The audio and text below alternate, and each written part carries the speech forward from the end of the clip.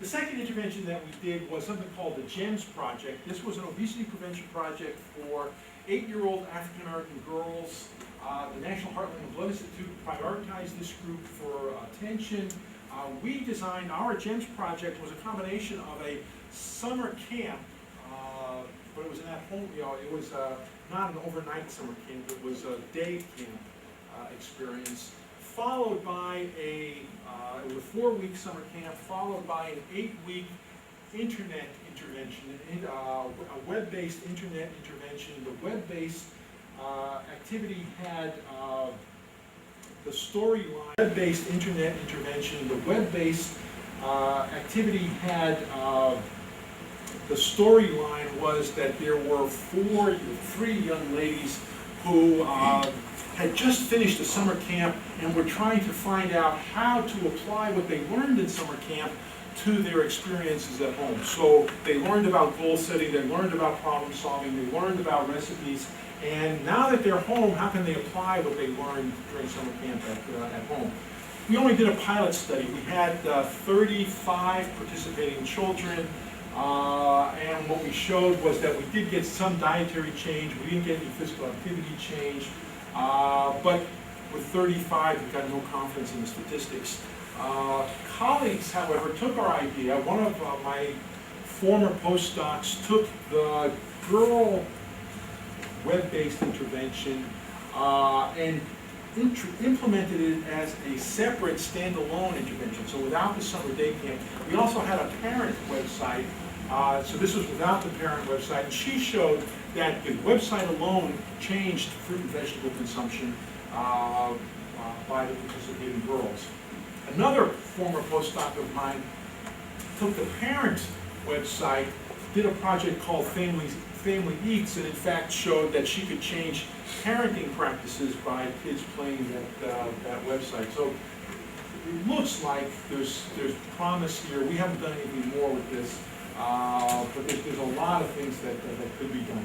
Our next project is the Boy Scout project. We did a 5-a-day and a Fit for Life badge program.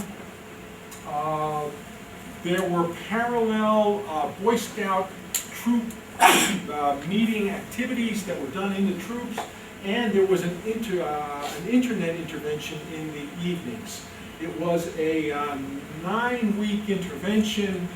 So for the 5-a-day project, we did mostly vegetable preparation, fruit or vegetable preparation during the troop meetings. And a key thing was that it had to taste what they prepared during the troop meeting, because there's research that shows that the more taste you have of a new food, the more likely you are to like it. If you like it more, you're more likely to eat it.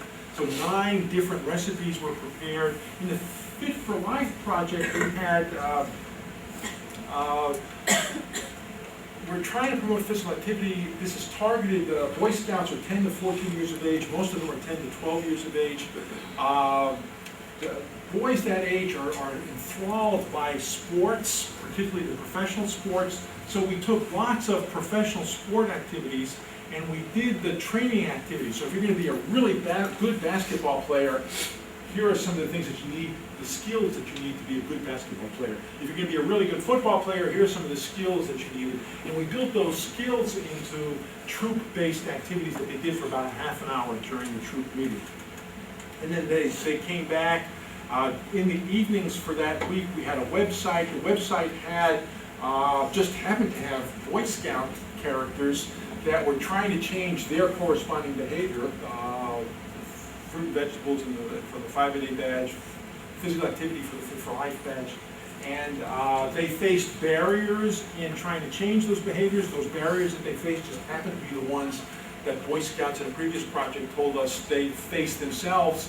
And the things that they told us were likely to be helpful in overcoming those barriers, Boy Scout characters just happened to do. So essentially we're trying to model effective problem-solving skills in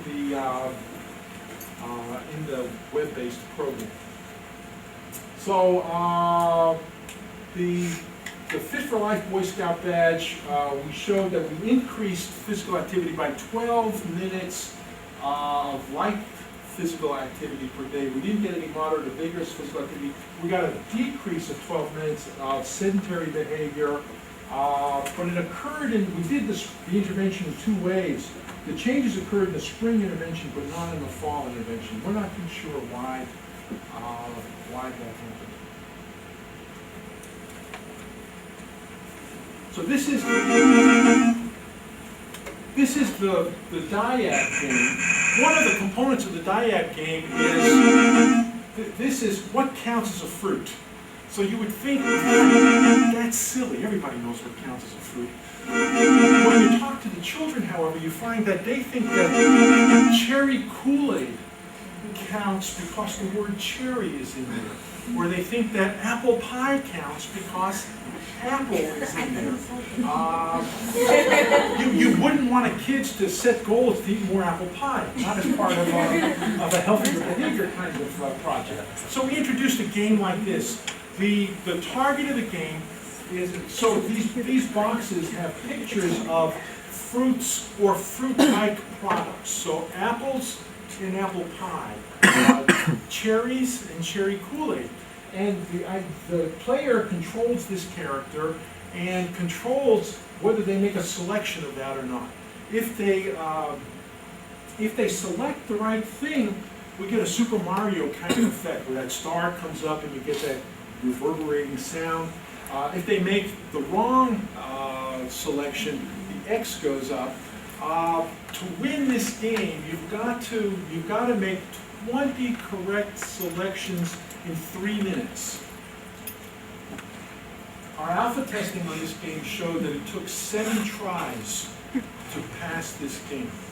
So essentially, that's a repeat of the same test 7 times. If we had done a paper and pencil test, the same test 7 times, we'd have the kids rioting on us. They would walk out of the classroom and say, I'm not going to do this anymore. Within the context of the alpha testing, when we talked to them after playing the game, what we got was, you know that what counts as a fruit game? That was fun. That was challenging. I really enjoyed it. So if we take traditional kinds of activities but incorporate them into a video game format, we're much more likely to engage the kids' attention and their intrinsic motivation to do this kind of activity.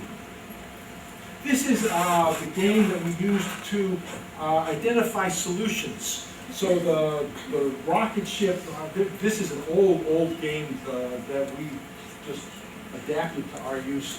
But if the rocket ship, if 3 of those bullets hits that number, that thing explodes and a problem solution emerges. And it's a solution for the problem that they identified that they would have in changing whatever behavior this was. I don't remember what behavior. Oh, this is the goal is to keep a pitcher of filtered water in the fridge. That's the solution. That's the solution. Oh, that's the solution. Okay, so that's the solution for number 5. Each one of those numbered items has a different kind of solution, and it's the child. The child shoots the rocket to shoot at these numbers, and whichever one of the solutions they think is best for them, they then select, and then we go on to the next aspect of the game. So it's trying to incorporate game-type technology with learning kinds of activities.